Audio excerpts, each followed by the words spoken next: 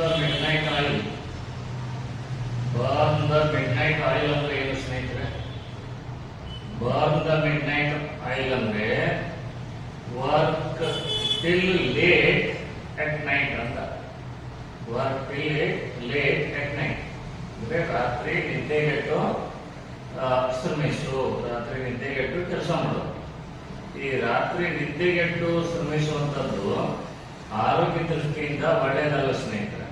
ಅದಕ್ಕೋಸ್ಕರ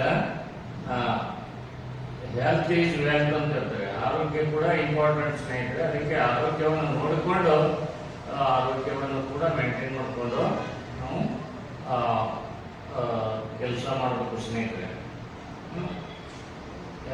ಇದೇ ರೀತಿಯಾಗಿ ಇನ್ನಷ್ಟು ಇಂಗ್ಲಿಷ್ ಕಲಿಬೇಕು ಹಾಗಿದ್ರೆ ಸ್ನೇಹಿತರೆ ನಮ್ಮ ಈ ಚಾನಲ್ ಅನ್ನು ಸಬ್ಸ್ಕ್ರೈಬ್ ಮಾಡ್ಕೊಳ್ಳಿ.